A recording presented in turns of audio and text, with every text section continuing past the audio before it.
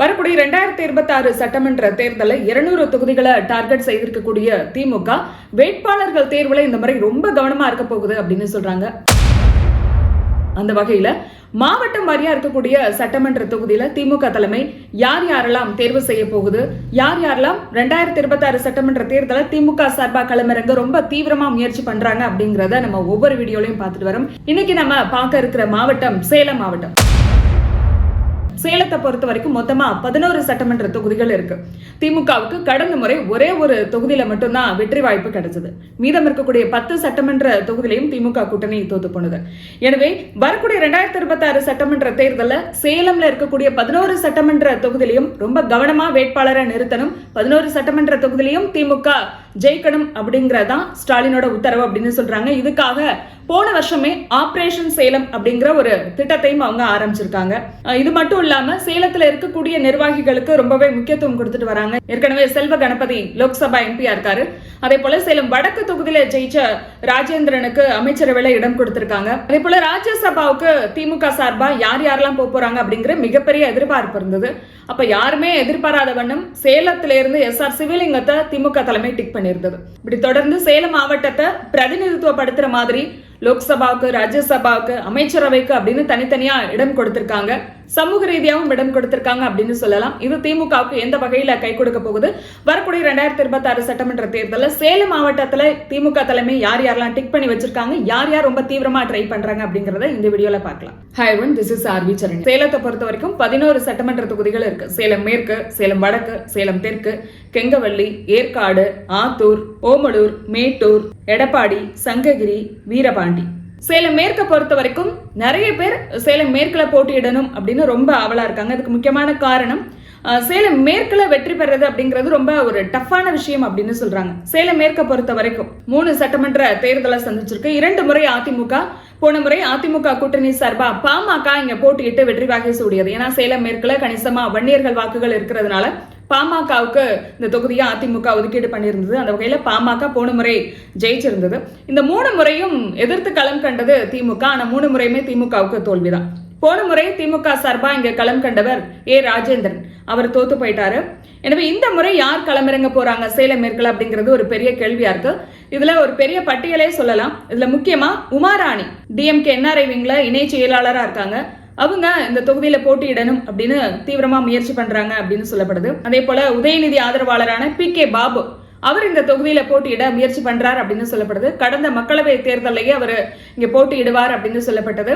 மக்களவை தேர்தலில் திமுக சார்பா யாரெல்லாம் களமிறங்க போறாங்க அப்படிங்கிற உத்தேச பட்டியல PK பாபுவோட பேர் இருந்தது. அவருக்கு அந்த முறை வாய்ப்பு தரல. அதனால சட்டமன்ற தேர்தலுக்கு அவர் இந்த முறை முயற்சி பண்றாரு. அதே போல SR பார்த்திபன், கடந்த மக்களவை தேர்தலில் அவருக்கு திமுக தலைமை வாய்ப்பு தரல. 2019 அவருக்கு வாய்ப்பு கொடுத்தாங்க. ஆனா 2024 SR பார்த்திபனுக்கு திமுக தலைமை வாய்ப்பு தரல. அதனால அவர் சட்டமன்ற தேர்தலுக்கு ட்ரை பண்ணுவாரு அப்படின்னு சொல்லப்படுது. அந்த வகையில சேலம் மேற்குல அவர் போட்டியிடலாம் அப்படின்னு சொல்லப்படுது. எனவே இவங்கெல்லாம் திமுக தலைமை யாருக்கு வாய்ப்பு கொடுக்க போகுது அப்படிங்கறத நம்ம பொறுத்திருந்து பார்க்கலாம். அடுத்த தொகுதி சேலம் வடக்கு. சேலம் வடக்கு பொறுத்த வரைக்கும் இந்த தொகுதி 3 தேர்தலை சந்திச்சிருக்கு. 2011, 16, 21. 2011 தேமுதிக இங்க வெற்றி பெற்றது. 2016, 2021 இந்த 2 முறையும் திமுக சார்பா இங்க போட்டியிட்டு வெற்றி வாகை சூடியவர் ராஜேந்திரன். 2016 அவர் ஜெயிச்சதுனால 2021 திமுக தலைமை இவருக்கு வாய்ப்பு கொடுத்தது. 2 முறை வெற்றி பெற்ற ராஜேந்திரனுக்கு மாவட்ட செயலாளர் பொறுப்பு கிடைச்சது. அதே போல அமைச்சரவையிலும் அவருக்கு இடம் கிடைக்கும் அப்படின்னு எதிர்பார்க்கப்பட்டது. ஆனா உடனடியாக அவருக்கு அமைச்சரவையில இடம் கிடைக்கல. 2024 சுற்றுலாத்துறை அமைச்சரா ராஜேந்திரன் பொறுப்பேற்றுக்கிட்டாரு. அடுத்ததான் சேலம் தெற்கு. இந்த தொகுதி 3 தேர்தலை சந்திச்சிருக்கு. 2011, 16, 21 3 முறையும் இங்க அதிமுக தான் வின் பண்ணுச்சு. திமுக மாறி மாறி வேட்பாளர்களை நிறுத்தினாலும் கூட ஒரு முறை கூட திமுகவுக்கு வெற்றி வாய்ப்பு கிடைக்கவே இல்லை. எனவே இந்த முறை காங்கிரஸ் இந்த தொகுதியை கேட்கறதா இருக்கு அப்படின்னு சொல்றாங்க. எனவே திமுக தலைமை புதிய வேட்பாளர்களை களமிறக்கலாம் அல்லது காங்கிரஸ்க்கு சேலம் தெற்கு தொகுதியை ஒதுக்கீடு பண்ணலாம் அப்படின்னு சொல்றாங்க. அடுத்ததான் கெங்கவள்ளி. இந்த தொகுதி 3 சட்டமன்ற தேர்தலை சந்திச்சிருக்கு. 2011, 16, 21. 2011 இங்க தேமுதிக போட்டியிட்டு ஜெயிச்சது. 2016, 2021 அதிமுக இங்க வெற்றி வாகை சூடியது. 2016, 2021 திமுக சார்பா இங்க களம் கண்டவர் ரேகா பிரியதர்ஷினி. 2 முறையும் அவர் தோத்து போயிட்டாரு. இருந்தாலும் கூட 2026 ரேகா பிரியதர்ஷினிக்கு மறுபடியும் வாய்ப்பு கொடுப்பாங்க அப்படின்னு சொல்லப்படுது. அதுக்கு முக்கியமான காரணம் இன்னுமே களப்பணியில அவர் ரொம்ப தீவிரமா தான் இருக்காரு. அது மட்டும் இல்ல 2021 சட்டமன்ற தேர்தலையே அவர் இந்த தொகுதியில ஜெயிச்சிருக்க வேண்டியது. ஆனா உட்கட்சி பூசலால அவரால் ஜெயிக்க முடியல அப்படின்னு சொல்லப்படுது. எனவே திமுக தலைமை 3வது முறையா ரேகா பிரியதர்ஷினிக்கு வாய்ப்பு கொடுப்பாங்க அப்படின்னு சொல்றாங்க. அடுத்ததான் ஆத்தூர் தொகுதி. அதிமுக 5 முறை, திமுக 4 முறை, காங்கிரசும் 4 முறை இந்த தொகுதியில ஜெயிச்சிருக்கு. 2011-16 திமுக காங்கிரஸ்க்கு இந்த தொகுதியை ஒதுக்கீடு பண்ணுச்சு. 2021 இங்க திமுக சார்பா போட்டியிட்டு வெற்றி வாய்ப்பு இழந்தவர் கே. சின்னதுரை. எனவே இந்த முறை புதிய வேட்பாளரை திமுக களமிறக்கலாம் அப்படின்னு சொல்றாங்க. காங்கிரஸ் 2011-16 ஆத்தூர் தொகுதியில களமிறங்கினதுனால மறுபடியும் இந்த தொகுதிக்கு காங்கிரஸ் ட்ரை பண்ணுது அப்படின்னு சொல்றாங்க. சேலம்ல இருக்கக்கூடிய 11 சட்டமன்ற தொகுதியில 2 சட்டமன்ற தொகுதியில காங்கிரஸ் கேட்க இருக்கு அப்படின்னு சொல்றாங்க. அந்த வகையில சேலம் தெற்கு, அடுத்ததான் ஆத்தூர் தொகுதியை காங்கிரஸ் கேட்கலாம் அப்படின்னு சொல்லப்படுது. அடுத்ததான் ஏற்காடு சட்டமன்ற தொகுதி. இங்க அதிமுக 7 முறை ஜெயிச்சிருக்கு, காங்கிரஸ் 2 முறை, திமுக 4 முறை வின் பண்ணிருக்கு. ஆனா 2006க்கு பிறகு இங்க திமுக ஜெயிக்கவே இல்லை. 2011 சட்டமன்ற தேர்தல், 2013 இடைத்தேர்தல், 2016, 2021 தொடர்ந்து இந்த தொகுதியில அதிமுக தான் ஜெயிச்சுட்டே இருக்கு. 2021 திமுக சார்பா இங்க களம் கண்டவர் தமிழ்ச்செல்வன். அவர் வெற்றி வாய்ப்பை இழந்துட்டாரு. எனவே இந்த முறை அமைச்சர் ராஜேந்திரனின் ஆதரவாளர்கள் ஒரு சிலர் இங்க ட்ரை பண்றதா சொல்லப்படுது. முக்கியமா விஜயகுமார், அயோத்தியாபட்டினம் தெற்கு ஒன்றிய கழக செயலாளரா இருக்கக்கூடிய விஜயகுமார் ஏற்காடு தொகுதியில களமிறக்க முயற்சி பண்றார் அப்படின்னு சொல்லப்படுது. ஓமலூர், இதை வந்து அதிமுக கோட்டை அப்படின்னு சொல்லலாம். 8 முறை அதிமுக வின் பண்ணிருக்கு, 1 முறை பாமக, 2 முறை திமுக, 1 முறை காங்கிரஸ் வின் பண்ணிருக்கு. 1971க்கு பிறகு திமுக இங்க ஜெயிக்கவே இல்லை. சொல்ல போனா அதிமுக கட்சி ஆரம்பிச்ச பிறகு திமுக இந்த சட்டமன்ற தொகுதியில ஜெயிக்கவே இல்லை. 2011, 16, 21 அப்படின்னு தொடர்ந்து இந்த தொகுதியில அதிமுக தான் ஜெயிச்சுட்டே வருது. கடந்த முறை காங்கிரஸ்க்கு தான் திமுக இந்த தொகுதியை ஒதுக்கீடு பண்ணியிருந்தது. ஒருவேளை திமுக வேட்பாளரை களம் கண்டதா ஜெயிச்சிருக்கலாம் அப்படிங்கிற கருத்து தான் திமுக நிர்வாகிகளோடது. அதனால இந்த முறை காங்கிரஸ்க்கு பதிலாக திமுகவை நேரடியாக களம் காண போகுது அப்படின்னு சொல்றாங்க. குறிப்பா இளைஞர் அணியில இருக்கக்கூடியவர்கள் ஓமலூர் தொகுதியில போட்டியிட ஆர்வம் காட்டுறதா சொல்லப்படுது. குறிப்பா அமைச்சர் ராஜேந்திரனோட ஆதரவாளரா இருக்கக்கூடிய குபேந்திரன், கண்ணங்குறிச்சி பேரூராட்சி தலைவரா இருக்கக்கூடிய குபேந்திரன் ஓமலூர் தொகுதியில போட்டியிட ஆர்வம் காட்டுறதா சொல்லப்படுது. இவர் அல்லாம தரணிதரன், இவரும் ஓமலூர் சட்டமன்ற தொகுதியில போட்டியிட ஆர்வம் காட்டுறார் அப்படின்னு சொல்லப்படுது. தரணிதரனுக்கு நிச்சயமா சேலம்ல இருக்கக்கூடிய 11 சட்டமன்ற தொகுதியில ஒரு தொகுதியை திமுக தலைமை ஒதுக்கும் அப்படின்னு சொல்றாங்க. அவர் ஓமலூர் மட்டும் இல்ல, சேலம் மேற்கு, வீரபாண்டி இந்த தொகுதியிலையும் அவர் போட்டியிட ஆர்வம் காட்டுறதா சொல்லப்படுது. எனவே இந்த 3 தொகுதியில ஒரு தொகுதியில தரணிதரன் நிச்சயமா போட்டியிடுவார் அப்படின்னு சொல்லப்படுது. டிஎம்கே ஐடி விங்ல இருக்கக்கூடியவர். எனவே அவருக்கு திமுக தலைமை வாய்ப்பு தரும் அப்படின்னு சொல்றாங்க. அடுத்த சட்டமன்ற தொகுதி மேட்டூர். 6 முறை அதிமுக வின் பண்ணிருக்கு, 2 முறை பாமக வின் பண்ணிருக்கு, திமுகவுக்கு 1 முறை இந்த சட்டமன்ற தொகுதி மக்கள் வாய்ப்பு கொடுத்திருக்காங்க. 1996க்கு பிறகு திமுக இங்க ஜெயிக்கவே இல்லை. இந்த தொகுதியை பொறுத்த வரைக்கும் கடந்த 3 தேர்தலை பார்த்தோம் அப்படின்னா 2011, 16, 21 தேமுதிக, அதிமுக, பாமக அப்படின்னு மாறி மாறி ஜெயிச்சிருக்காங்க. ஆனா திமுகவுக்கு இங்க வெற்றி வாய்ப்பே கிடைக்கல. 2021 திமுக சார்பா இங்க போட்டியிட்டவர் எஸ். சீனிவாச பெருமாள். மேட்டூரை பொறுத்த வரைக்கும் செல்வ கணபதி ஆதரவாளர் யாராவது ஒருவர் களமிறங்கலாம் அப்படின்னு சொல்லப்படுது, அல்லது எஸ்.ஆர். பார்த்திபன் களமிறங்கலாம் அப்படின்னு சொல்லப்படுது. இவர் சேலம் மேற்கு, மேட்டூர் இந்த 2 சட்டமன்ற தொகுதியில ஏதாவது ஒரு தொகுதி போட்டியிடுறதுல ஆர்வமா இருக்கார் அப்படின்னு சொல்லப்படுது.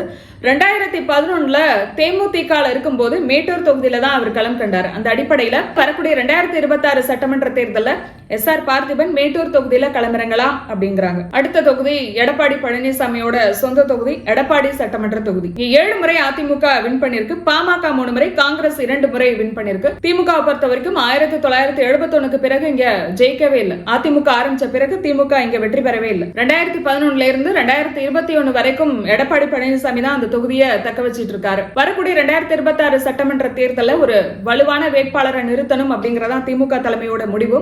போன முறையும் ஒரு வலுவான வேட்பாளரை தான் திமுக தலைமை நிறுத்தும் அப்படின்னு எதிர்பார்க்கப்பட்டது. ஆனா அந்த அளவுக்கு பேர் அறிமுகம், முகம் அறிமுகம் இல்லாத ஒருவரான சம்பத்குமார் போன முறை களமிறங்கினார். ஆனா சம்பத்குமாருக்கு பதிலா காசி மாணிக்கத்தை களமிறக்கிருந்தா ஓரளவு டஃப் கொடுத்திருப்பாரு எடப்பாடிக்கு அப்படின்னு சொல்லப்பட்டது. கடந்த முறை திமுகவுக்கு தேர்தல் வியூகம் அமைத்து கொடுத்த பிகே டீம் காசி மாணிக்கம் பேரை தான் இந்த தொகுதிக்கு டிக் பண்ணியிருந்தாங்க அப்படின்னு சொல்லப்பட்ட நிலையில சம்பத்குமார திமுக தலைமை இங்க தேர்வு பண்ணுச்சு. போன முறை 94,000 வாக்கு வித்தியாசத்துல திமுக இங்க தோத்து போனது. அதனால இந்த முறை வலுவான வேட்பாளர் அப்படின்னா காசி மாணிக்கத்தை இங்க நிறுத்தலாம் அப்படின்னு சொல்லப்படுது. இருந்தாலும் கூட அதுல இருக்கக்கூடிய ஒரு சின்ன தயக்கம் திமுக நிர்வாகிகளுக்கு, உள்ளூர்ல இருக்கக்கூடிய திமுக நிர்வாகிகளுக்கு என்னன்னா, இவர் வந்து அமைச்சர் ராஜேந்திரன், செல்வ கணபதி இவங்களுக்கெல்லாம் சீனியரா பார்க்கப்படுறாரு. அதனால திமுக தலைமை இங்க அவரை தேர்வு பண்ணுவாங்களா அப்படிங்கிற ஒரு கேள்வி இருக்கு. இதையெல்லாம் தாண்டி காசி மாணிக்கம் எடப்பாடி சட்டமன்ற தொகுதியில திமுக சார்பா களமிறங்குறாரா அல்லது புதிய வேட்பாளரை களமிறக்குறாங்களா அப்படிங்கறத நம்ம பொறுத்திருந்து பார்க்கலாம். அடுத்த தொகுதி சங்ககிரி.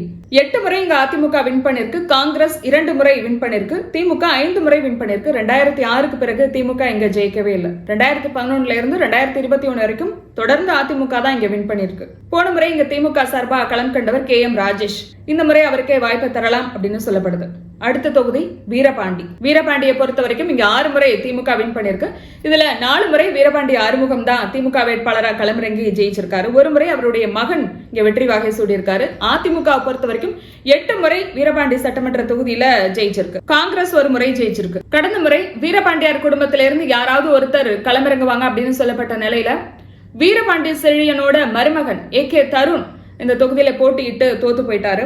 மறுபடியும் அவருக்கே திமுக தலைமை வாய்ப்பு கொடுக்கும் அப்படின்னு சொல்லப்படுது. இவர் இல்லைன்னா வீரபாண்டி ராஜாவோட மகள் மலர்விழியும் இந்த தொகுதியில களமிறங்க முயற்சி பண்றாங்க அப்படின்னு சொல்லப்படுது. அதே போல வீரபாண்டி ஆறுமுகத்தோட மகன் வீரபாண்டி பிரபுவும் இந்த தொகுதியில களமிறங்க முயற்சி பண்றாரு அப்படின்னு சொல்லப்படுது. அவர் ஏற்கனவே 19 நாடாளுமன்ற தேர்தலை ட்ரை பண்ணியிருந்தாரு. திமுக தலைமை அவருக்கு வாய்ப்பு கொடுக்கல.